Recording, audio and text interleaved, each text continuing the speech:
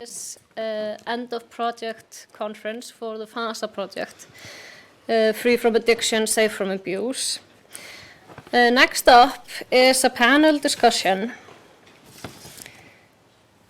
on encountering women survivors of intimate partner violence, also dealing with problematic substance use. And it is Anand Torrents Alcaraz, educational psychologist from M&M Pro Future Training, who will be moderating this session. And I will give the mic over to Anand. Thank you. Thank you so much, Ellie. So, góðan daginn. It's my privilege to be the moderator for this panel. We're so happy that we're going to get this input in the final steps of a project that has basically been a very practical one, and targeting professionals to provide what we hope will be a very positive input for the people working in the field. So the people we have here with us today are really people with great on-the-field experience, and we're so happy to have you today with us. Thank you so much. Takk fyrir. Let me introduce briefly, and forgive my Icelandic, just picked it up today. So we have first Sigþrúður Guðmundsdóttir. She will talk about the women's shelter and the challenges they face in not being able to service women with substance use problems and what would need to change for this to be possible. We encounter this over FASA again and again in our countries, and we think this is a problem that needs to be tackled globally. So glad to hear your input about this. Next we'll have Ragna Björg Guðbrandsdóttir. She will talk about the difficulties in ending abusive relationships and how substance use plays a part in that. Again, in the project, we have been able to see again and again how a woman's path to a new life can be blocked by the relationships marked and established or created through substance use and abuse. And last but definitely not least, we'll have Steinunn Gyðu Guðjónsdóttir from Stígamót. She will talk about the consequences of sexual violence and how substance use is often a coping mechanism to deal with having experienced violence, and how at Stígamót they come across this.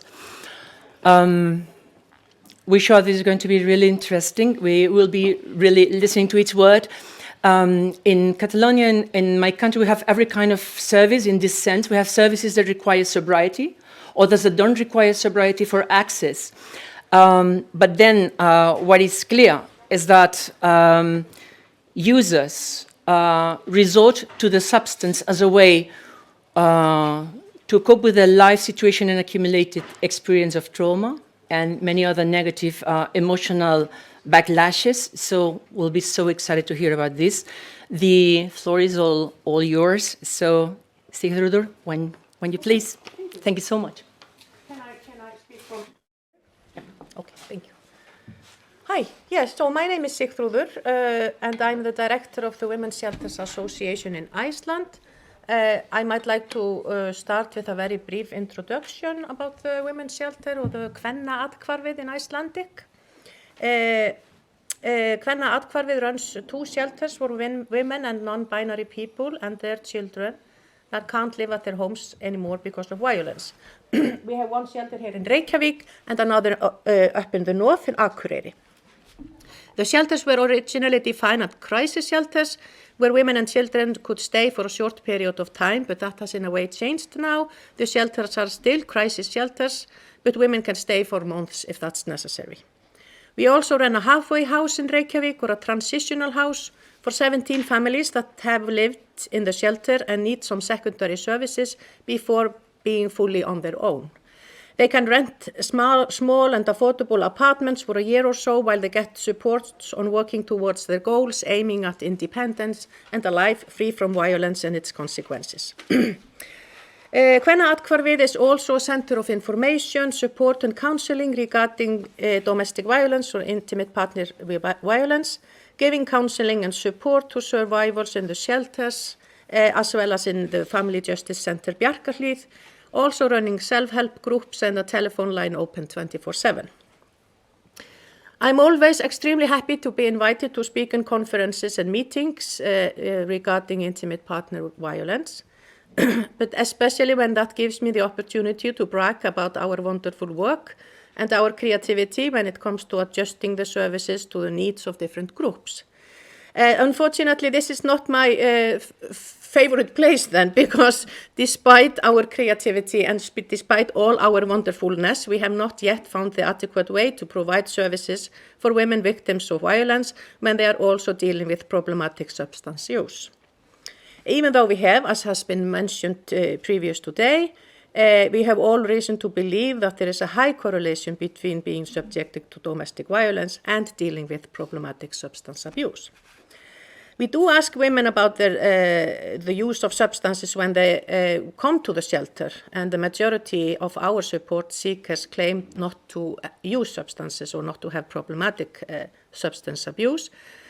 Probably partly because many of them do not, but also probably partly because they choose not to tell us about it. Some because they believe that that will exclude them from our services, which it actually does in some ways. Some because they want to avoid the topic. Maybe because they have been told so often that what goes in their relationship is not violence, but their partner's fair response to their faults, including their substance abuse. One of the house rules in the shelter is the prohibition of substance use. That does not necessarily mean that woman can't use substance during the period of time she is staying in the shelter, but that she is not allowed to use in the house or in the shelter, and that she is not expected to come home under the influence of substance. Sometimes they do, of course, but the rule is that they are supposed to. And why is that? Why can't we just let women's behavior decide if she can stay in the shelter or if she can't? If she can live in peace with the other women and children, regardless of substance use or not, she can stay.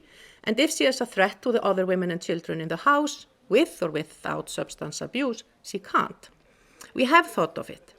We think that it serves the interest of the women and children staying in the shelter that we expect women to be sober while they stay.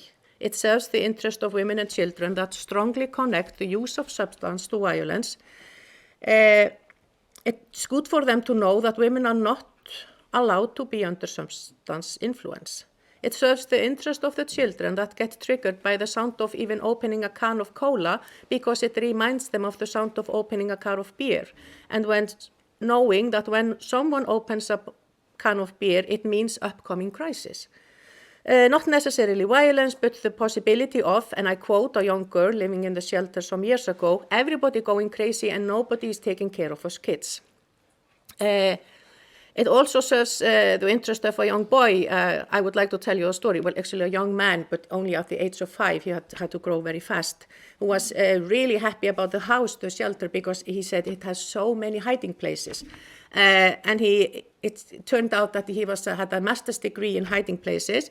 He could tell which places were big enough for both me and him, which would be nice since if we had to hide for a long time, it would be nice to have company. But he also knew that sometimes you can't allow you the privilege of company, so he knew which places would be good enough for me and would be good enough for his mom, but not for me, since I'm obviously much bigger than his mom. And also he was nice enough to point out the closet and tell me that I couldn't hide in the closet, and I was saying, I might, because it's a very big closet. And he said, no, you're too heavy, the bottom will break. And we talked about hiding, and he said, yeah, we really have to hide, because if somebody is going to drink wine, we have to have a place to hide. And it's good to have company if you have to hide for a long time. And I told him that in this house, we are not allowed to drink wine. And he said, why are the hiding places then? And it's good to be able to say to those children and women that in this house we don't even drink beer or wine. It's not allowed. It also serves the interest of women that use substances for surviving the situation at home or to keep the peace in the home, but we need some encouragement to not to use when not at home. There are no laws on women's shelters in Iceland, so we make our own rules. The privilege of making our own rules is the possibility of breaking the rules. And in between, we have women staying in the shelter and breaking the no substance rule. And we sometimes confronting them and talking about it, but sometimes closing one eye or even both eyes. This is mainly the case when we believe that staying in the shelter is a link in the chain of giving the woman the possibility of changing the pattern. When she has to stay a few days before going to a detox or treatment, if you can really change the pattern and if there is anybody helping the woman with her substance abuse while we help her with fleeing the violence. We also have women staying with us that can't keep the sober rule and are not getting help because of the substance abuse while they live, but they are living under a life-threatening situation and will believe that staying in the shelter for a while, they can save their life while the perpetrator is in this life-threatening state. So there is a reason for the rule on no using substance in the shelter, but that doesn't change the fact that many women, being victims of violence, do not have the possibility of seeking shelter, which is a terrible thing, not least for a high-risk group like women with problematic substance abuse.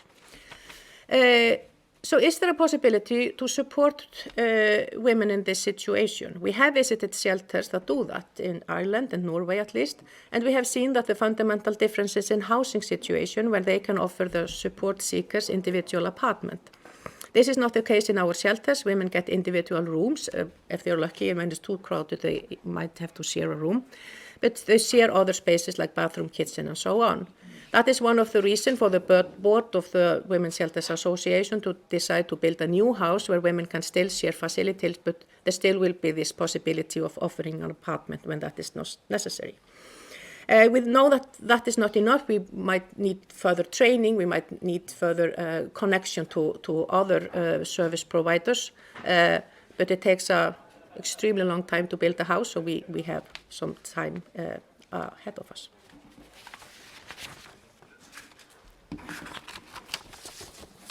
Thank you so much. Give a round of applause, please. You pointed at Sigþrúður. You pointed at why can we let women decide? I think this is going to be a valid question for a start of a conversation later on, or at least to have a very strong point about the relationship between services and actual institutional violence dimensions, if we can name it like this. But anyway, the mic is now up to Ragna. Ragna, the floor is yours. Thank you so much. Thank you. Thank you for inviting me, and pleasure to share a panel with those two highly qualified women. I worked in the field of violence for too many years, and my latest project that I'm no longer a part of now was a family justice center called Bjarkarhlíð. It is an NGO and a cooperation between the state, the city of Reykjavík, the police, and NGOs working with survivors of violence, like the Women's Shelter and the Center for Survivors of Sexual Assault, as well as lawyers from the Human Rights Office and Women's Counseling.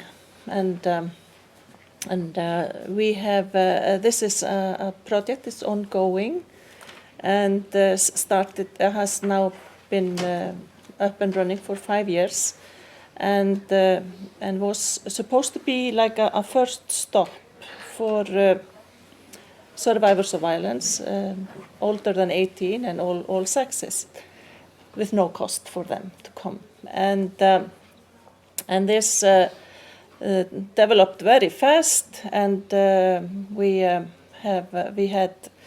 have had quite of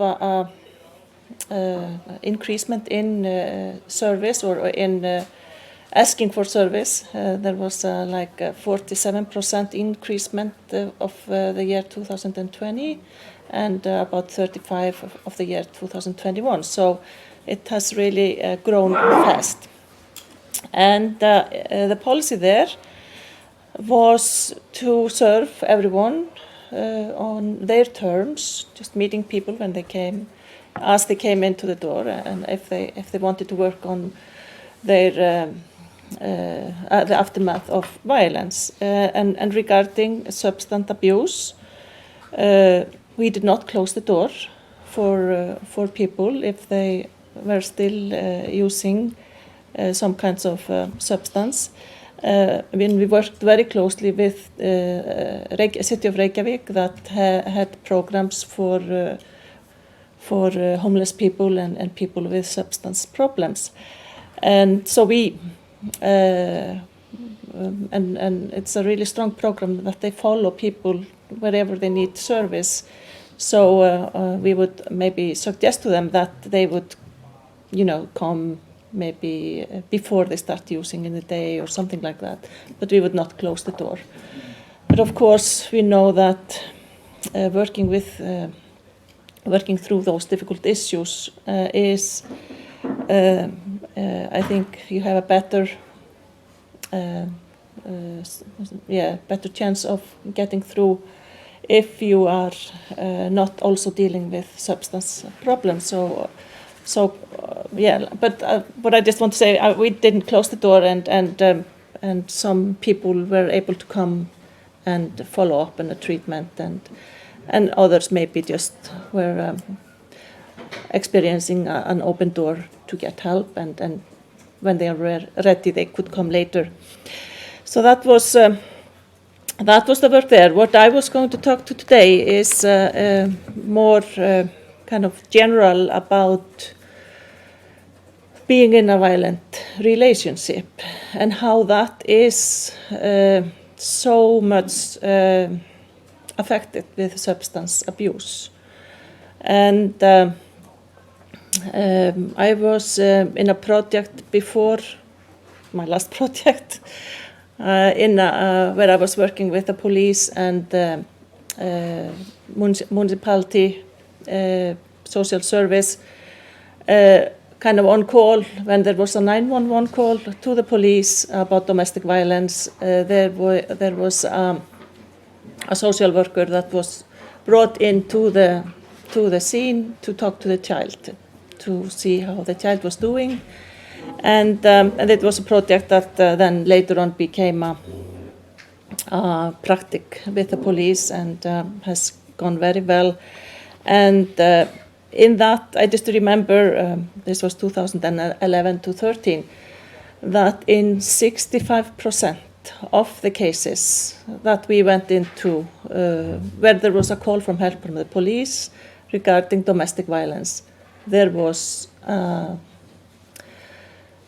someone who was under the influence, was drunk or something, and research shows that it's all up to 80% that when the police or in those cases that the person who has been the abuser is under influences. Saying that, I just want to emphasize that this is not taking the responsibility from the perpetrator of the abuse. Not at all, because there is no excuse for violence. But it makes the situation so much more dangerous for everyone, for the children witnessing, for the in most cases women. Of course, there are both all cases, both all sexes, but like you are all expert here, so you all know how substance infect the human brain and body and all that. So you don't have as much control of how strongly you are if it is physical violence, or how ugly the words are, or things like that. So, for example, in strangulation cases, this can get really seriously and just seconds between life and death. So this is, of course, a really, really a matter that is, this is the reality of what survivors of violence are living with. And at the same time, this connects to the circle of violence, because and also what I call trauma bonding, because for women in a violent relationship, sorry, I use women, yeah, I'll just say women or everyone in a violent relationship, it is really hard to leave a violent relationship, relationship. And when it happens under the influences of drugs or something, it is so easy for like the first excuse that it was the drug. It was, when I drink, I don't know what I do. I don't know what, all the excuses comes. And for someone living in these situations, they get so used to this. So it's so easy for them to excuse it away with that.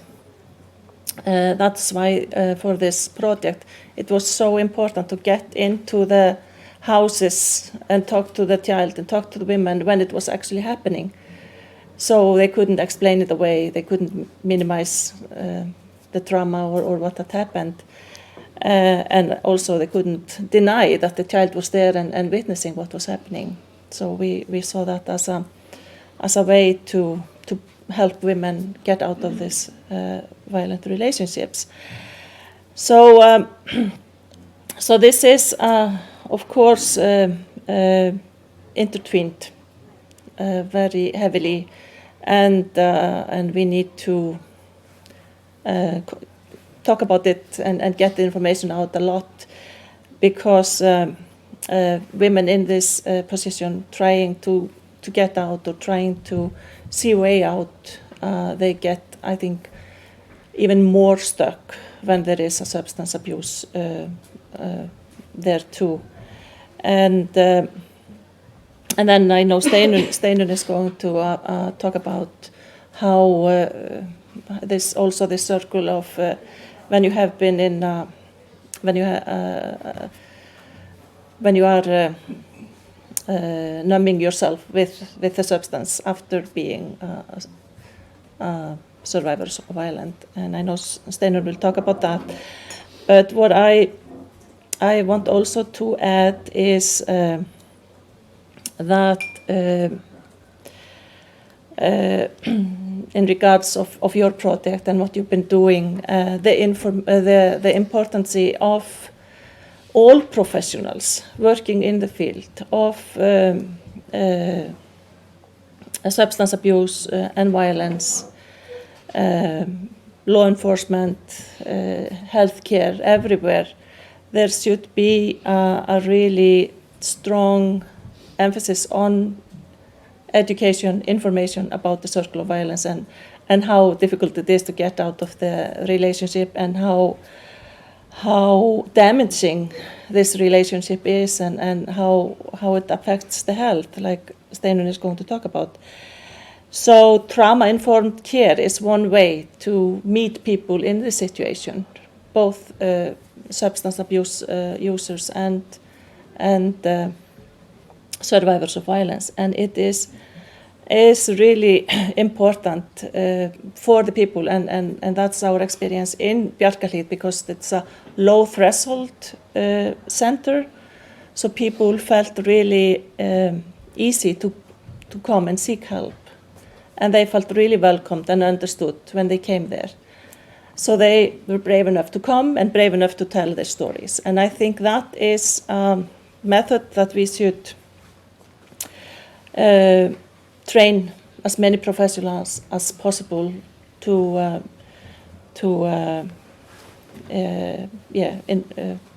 integrate in their services, as well as general knowledge and about trauma and trauma, how the trauma develops and affects people. And one more thing I wanted to add before I give the word to Steinunn is the re-victimization. And in our center, Bjarkarhlíð, almost 80% of people seeking help with us are re-victimized from childhood often, then into adulthood or longer. And we have also a good connection to the rehabilitation centers like Vogur and Landspítalinn, so they will often refer people to us after people have finished treatment. And I remember one young man coming in because he was worried about his behavior, about his, if he had been the one who had been violating other people. And notably, you know, we get those cases also because there is no screening before people come into us. So I started, okay, so what's your story? What happened? And he told me that when he started, because he just came out of rehab. So he said, I was 12 when I started using drugs. And after that, you know, it's been really bad. And so he was not happy about his behavior when he was using drugs. So I said, okay, let's go a little bit further. What happened before 12? Why did you come here as a survivor of violence? Tell me about that. And then he told me about a story when he was abused sexually by in like a sport activity he was doing. And of course he stopped the sport. He stopped everything, stopped studying at school, and just went straight into drugs. So it is important to, you know, it's when you are dealing with substance abuse, I think you need the whole story, the holistic view, and the trauma-informed care. I'm going to end there. Thanks so much, Thanks so much, Ragna. You remind us, or you made me think at least about the ways in which we talk about gender violence and sexual violence, and it also makes one wonder about the social knowledge of the phenomenon and what can be done in order to avoid what you described as substance use making it a matter of life and death. Or probably if social knowledge would be deepened in this direction, we would have more tools collectively to tackle the phenomenon, even from younger generations. Yeah, but then we have this re-victimization in this cycle of violence. We need to talk about this in terms of prevention as well. So thank you so much. And the mic is for Steinunn, and I think you have some slides to show us. So Excellent. I'm going to stand up and please be over here just so that I can use the slides. Hi everyone, I'm happy to be here with you. My name is Steinunn and I'm the spokesperson for Stígamót. And Stígamót is a grassroots organization here in Iceland. We're an NGO and we provide counseling and support to people that have experienced sexual violence. So we are dealing with rape or child sexual abuse, incest, consequences of the pornography and prostitution industry. So people come to seek assistance at Stígamót for various different reasons related to sexual violence. And people come to us as survivors or as family and loved ones of the survivors. And we are also an advocacy and a socio-political organization that does policy work and all kinds of lobbying. So for the survivors that come to us, they need to be 18 or older, and they are coming to access counseling. It's not a therapy in itself, even though all of the people that work at Stígamót are therapists. They are psychologists, social workers, art therapists, etc. But they come there to get help to self-help. But what we are dealing with is we're working on the consequences of violence. We see about 700 to 900 people per year, and mostly it's women, but we also see people of all genders. Sobriety is not required to access the services, but of course we recognize that when people are actively using every day, it's difficult to go in depth into the consequences, but often seeing someone to validate your experience as someone who has been violated is a very important step in order to go further into getting rid of substances. I wanted to show you a few slides with statistics. I know it's difficult to read out statistics, that's why I brought the slides here. I hope you can see it. It's the letters are quite small because there are so many things there. So when people come to Stígamót, they fill out an intake form and we are asking them all kinds of questions about the violence that they have experienced and the consequences. We ask questions about the perpetrators, etc. And it gives us very valuable information about sexual violence and about survivors, etc. And when we ask people about the consequences related to sexual violence, here's the list. This is the list from 2019. It rarely changes between years. It's almost always the same. The 5 things on top are anxiety, shame, sadness or depression, guilt, and low self-esteem or bad self-image. This is what most of the people that come to Stígamót, almost all of them are dealing with this. And then when we go through the list, we see all kinds of other emotional problems. We see all kinds of problems with relationships, relationship with the spouse, friends, family, etc. And then we see all kinds of other self-harming consequences, such as suicidal thoughts or suicide attempts. Actually, about 30% of our people have done an attempt to suicide. So we can see that this is a life-threatening situation. We see other like self-injury, eating disorders, etc. So it's there are a lot of difficult emotions and problems and communications that people are dealing with as a consequence of having been victimized or having experienced sexual violence. Now, and we also ask them about consumption practices. I think we frame it something like consumption or practices that are after effects of sexual violence and have negative effects on quality of life and daily activities. So we're not asking them, are you addicted to these kinds of things? We're asking, does this have an effect on your daily life?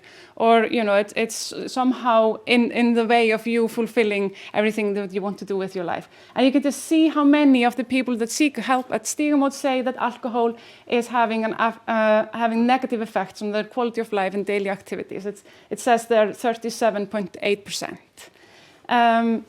And we ask about other stuff too, as food. There's other substances or drugs. 22.3% say that they use this or this is having negative effects on their lives. We are also asking about work, sex, pornography, etc.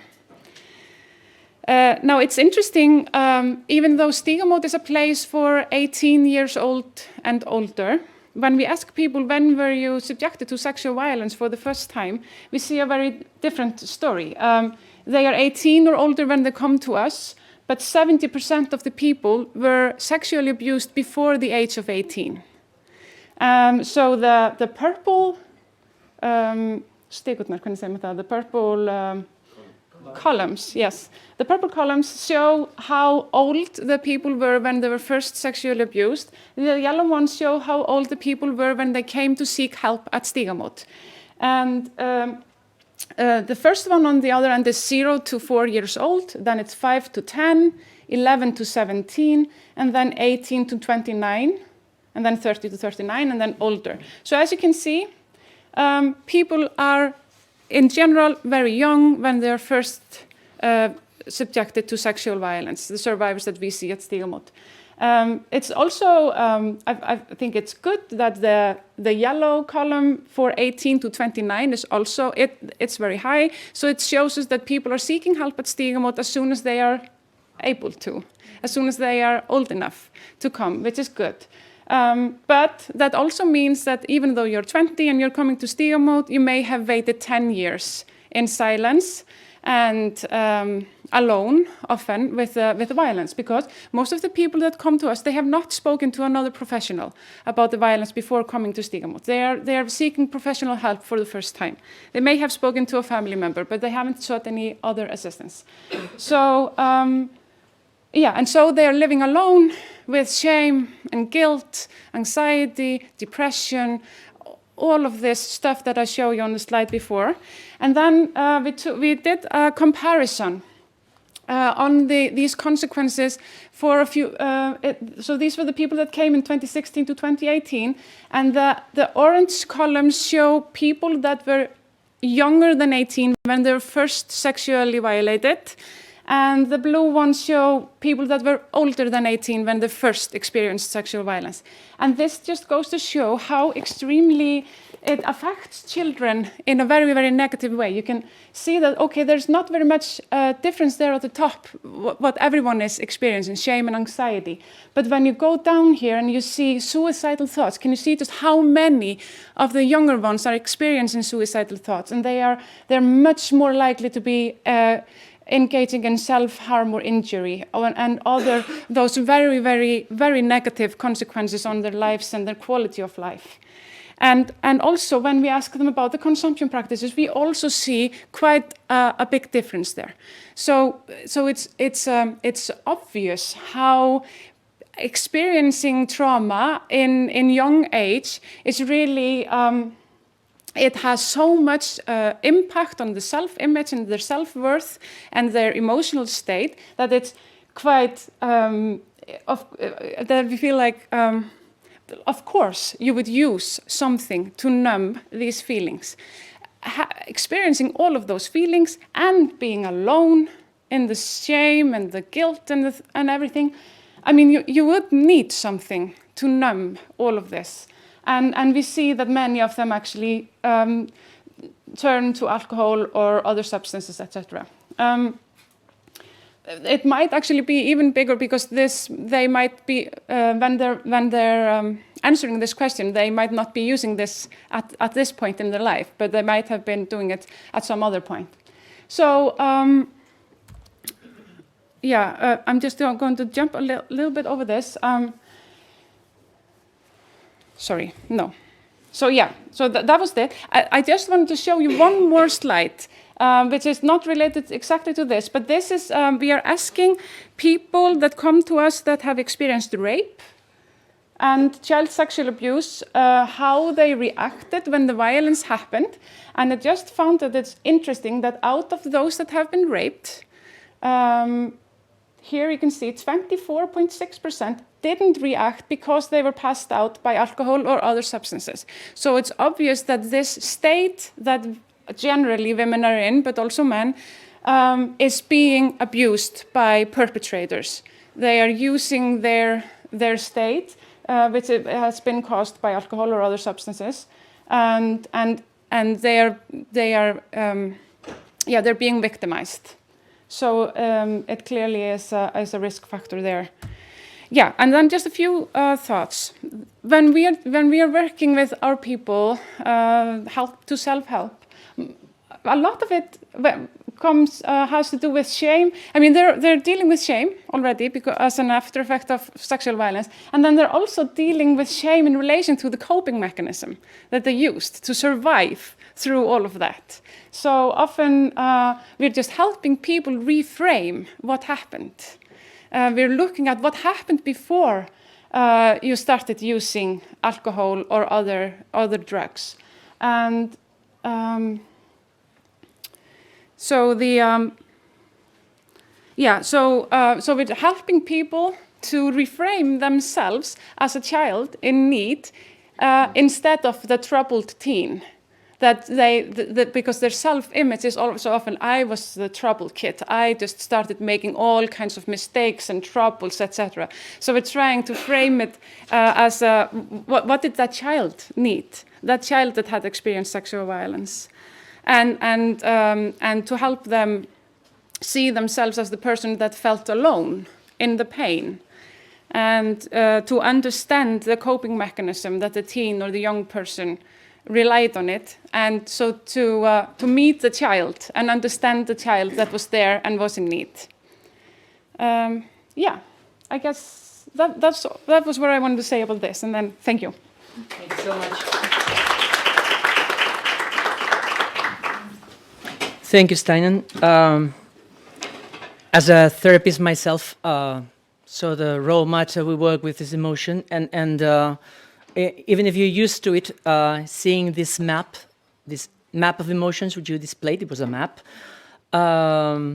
It's very informative and very touching, unavoidably, because you see something that needs to be reframed, as you well put it. Yeah, so thank you for doing what you do, and sadly your task is very necessary, and luckily you're there to do it. At the same time, you pointed at the fact that I don't know how much we are considering how substance use, especially in younger people, makes them vulnerable to abuse. Of course, every parent in the world is concerned, but is society actually mobilizing itself to prevent that? Valid points, all of them. We'll have we still have 30 minutes, I believe, and I thank all panelists for being so much on time. You did excellent. Thank you, thank you, thank you. Let me go back to the beginning and maybe put on the table, this first one powerful sentence I underlined. Sigþrúður's sentence: why can we let women decide? Why can we let women decide if they are going to consume, and how and when, and how that is going to affect their having access or not to a service? What is our, in the sense of service providers, social workers, and the whole entire network of protocols and multi-agency corporations? Why can we let them decide? Open for everyone. Public is welcome to chip in as well. Go for it. Anyone? I know, this is what we're here for, isn't it? Well, when it comes to the women's shelter, I think that we think about it so much because it actually, in a way, we could say it doesn't matter why you are behaving in the way you're behaving. So a lot of the women staying in the shelters are not using any substances, but they are still like screaming and shouting and have a problematic behavior. So we should say, why can't we let that define if she's able to stay there? I think for us it's different with the counseling and with the support we provide, but I think I tried to explain the importance of being able to say to women living in the house, and especially the children, this is a house of sobriety. Even though, some women that can't keep that rule and would be wonderful living in the house, they suffer from this sentence. But it's a very important thing to be able to say. Right. Do you want to add something on this point? Yeah, I just I think what the city of Reykjavík is doing, and I know you're going to hear about that in the next session. I think they are taking steps in the right direction about both housing and with the harm reduction steps. Okay. So I think and that is a quite new terminology here in Iceland. We have not been very, am I right? Yeah, we have not been there until recent years. Right. So we are also taking big steps there, and hopefully that will show in more better health for the clients. One thing I just wanted to add to Steinunn's that I forgot to say in my talk was we are also seeing women being violated in their marriage or in their relationship with substance, like if they are having, make them drink so much that they pass out, or byrlun, Yeah. Einhver með byrlun. Hvað segirðu? Yeah. So like if they are intoxicated, yeah, against their will. Right. Against their will to get into a state of mind so they can be taken advantage of. Yes. Right. Yeah, and this also happens inside of a relationship, and it's really difficult for women to bring that up in treatment because the shame is so much. Thank you. Yeah. Anything you want to add, Steinunn, on this? Yeah, I mean, I think we do need to let women decide whether they use or not. And if that's a question, right? That's the question. Yeah, I mean, and it's often coming up in our talks at Stígamót that yes, we do recognize that going in-depth self-help work while you're still using or basically abusing alcohol or drugs isn't very helpful. It's not. I mean, you can't really do the whole work. But it would be unethical to ask them to get rid of everything before starting, because then you're taking away maybe their only coping mechanism of starting to go into the trauma. But sometimes it needs to go hand in hand. You can maybe step a little bit into the trauma, and then you can maybe go to rehab or something and work on the substance problems, and then you are more ready to go more in depth. So it's not it's not one or the other. Yes. It is intertwined. It's a part of the same problem, at least for the people that we see. Thank you so much. During FASA, many times we've encountered the fact that in all of our countries, services, at least until very short time, until very recently, they were geared to men, and the protocols, the way everything was organized, was androcentric. It had been historically devised for men. At the same time, this comes along perhaps with the structural difficulty of women being allowed to be perceived as consumers if they choose to. So we have these two situations walking hand in hand. So how do I think you're way ahead in your country? And in general, what do you think are the necessary steps to change the service? Maybe a harm reduction program, you were describing some of this, or any type of service addressing IPV and PSU combined. What do we need to learn to do in order to turn an androcentric service into one that is geared to women users? What is necessary also for the officers, social workers? Do we need more training? Do we need different facilities, more multi-agency service, all of it, all of the above? Probably all of it, if I just start with, and especially with focus on the safety of women seeking help, because that has been the problem in the rehabilitation programs here, that women often get victimized when they are seeking help for rehabilitation. So I think we need to do much more there, and have divided for like women's programs and things like that, and all the necessary knowledge that involves in that. Okay, thank you. Can I just throw a thought in? Please, Paul, go for it. I was thinking about the sentence you used there. It kind of rankles with me slightly. It doesn't sit comfortably. This do we let women have access to this? It's ownership of the service, isn't it? And I don't like ownership of the service. In abuse, you have choice taken away from you. And I think our job is to develop a sense of safely giving back choice. And I think, yeah, you can't say, no, you're not allowed to, but you should work with that woman as an individual, not as this is what we do for women or this is what we do for men, but as an individual, and work with the environment that that person's in to create a place where they can make the real choices for themselves. Because if they choose alcohol or drugs, quite often it's not a choice, it's a defence mechanism. It's a coping strategy. They don't want to do that, they can't think of anything else. So we have to kind of work on the environment rather than the actual substance. Thanks, Paul. There's a fine point.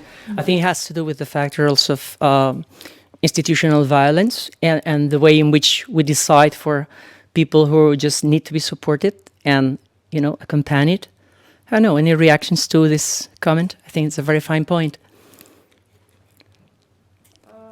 Well, I'm not sure if I have something on that, but basically your previous question, I agree with you that all rehabilitation needs to be trauma informed. And of course, the safety is of utmost importance. And we at Stígamót we know way too many stories of young teenage girls going into hvað það afvötnin? Þú veist, eða Detox. Pre-tox. Detox. Yeah, when they're going to the detox rehab, and then they meet with their future perpetrators, and so they're re-victimized through the And process also the ones that might have violated them. Yeah, or the ones that already violated them. So it's what's something that was supposed to be their step to a better quality of life actually induced more trauma into their life. So the safety needs to be very clear. And then we have so many experiences that we've heard at Stígamót from AA or other 12 steps programs where they're sort of required to be that honesty is really required. So they're they're forced to be vulnerable in front of a lot of people and tell about all of their experiences, and that's sort of like just a re-traumatization, and also this focus on forgiveness, and that is a part of being sober, is to forgive, and that also means forgive the perpetrators in their lives. So that's very complicated and problematic, and it's really not helping them in dealing with the trauma. Forgiveness is not really, I mean, for some it's important, but for many they just need to first actually realize that what happened to them was violence and it was not their fault, and so it's not, So I guess if they would be, if they would have more help in identifying all of these things through the rehabilitation programs before entering AA, which is sort of like the self-help that you're using, or creating other kinds of self-help to maintain your progress, that is also, takes into account the violence that many of these women have experienced. I hope I'm making myself understandable. I think it's pretty clear. Thank you, yeah. In Catalonia, a recent survey amongst professionals was showing that in multi-agency attention, which would be another long discussion topic, I believe, and a very interesting one, there are professional sectors that aren't yet enough trauma-informed or gender-oriented, and the one that proved to be weaker, the one that rated weaker in our country was psychiatrists, and they are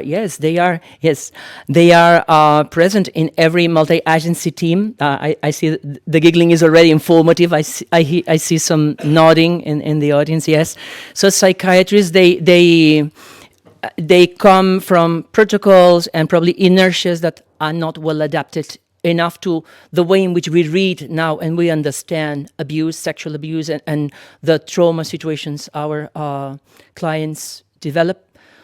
I don't know, any ideas, thoughts about these collectives and the professional inertias they have and how they limit what we can do at times? I think that many of the professions have taken steps forward in the last few years. I mean, when Stígamót was founded in 1990, it was sort of like because the psychiatrists and the psychologists and everyone was just failing dramatically. They were just thinking that the woman was delusional or this was a family problem or whatever. And then I don't know enough about the sector that we're speaking about, but I know that many are talking about alcoholism and substance abuse as a brain problem, and this model about, but we are also wondering like that we need to go to the foundation, like why the person started using, and I feel that for the many people that we're seeing and seeing that has been lacking, that they just get one explanation of the alcohol problem, which is not necessarily linked to their previous experiences in childhood. And so I think that it's important to make that link. for people. I think it helps them understand better and therefore helps them to stay sober. Right, right. Anything you want to add on to that? Otherwise, I will ask you to come to a final statement as we have 4 minutes. Maybe I will just add to this gentleman's comment before.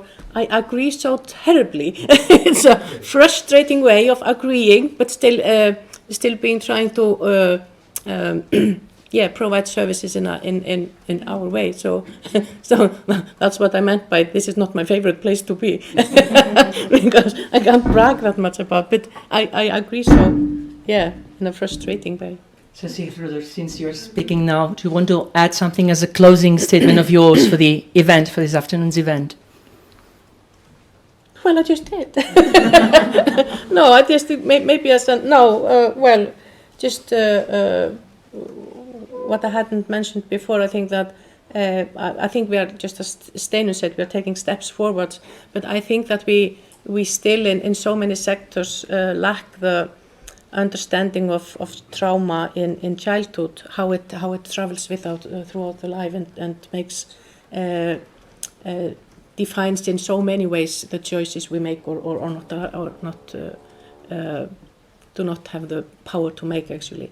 So I think that is a sector we have to always be careful of, right. Just both by understanding adults, but also trying to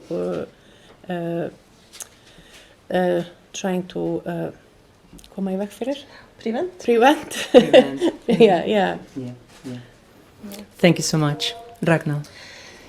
Yeah, I think I'm after all these years working in this field, I'm still positive. I think, and also just for the last few years, how much new information is coming and how people are willing to work together. For example, different professionals working together. This multi-agency approach that you mentioned and that has been our goal at Bjarkarhlíð and working with as many professionals as possible. I think that is one way to take down the walls and to provide better services. And people that I know go to Stígamót and to Bjarkarhlíð, they have this. They have been disappointed often. Half of the people that come, half of the group that come to Bjarkarhlíð, for example, they have sought services elsewhere, and they explain or they say that Bjarkarhlíð is offering some kind of understanding and meeting them in a new way. So I think that is a good sign, but of course different professionals have to always be on top of the game or follow up on the newest and just the awareness we have here in Iceland about violence. I think it's really remarkable, and I just hope we continue that journey together. Let's do it. Thank you so much. And Steinunn? I think a lot of new knowledge has been created in the last few years. At least that's what's happened in Iceland. I think it's very much thanks to Rótin here in Iceland that they have really lifted up the discussion around women and substance use or problematic substance use and what kind of services are needed to meet these women and provide them with quality and help that actually is helpful to them. And there is still a lot of work to be done in the mainstream rehabilitation programs to incorporate all of this knowledge, but it's there and there are people lobbying for it, so I'm thankful for that. Thank you so much. So we end with a positive note of help, of cooperation internationally, and with a positive sense that we're doing the best and we are progressing. So thank you so much. Give them a big hand of applause. Thanks.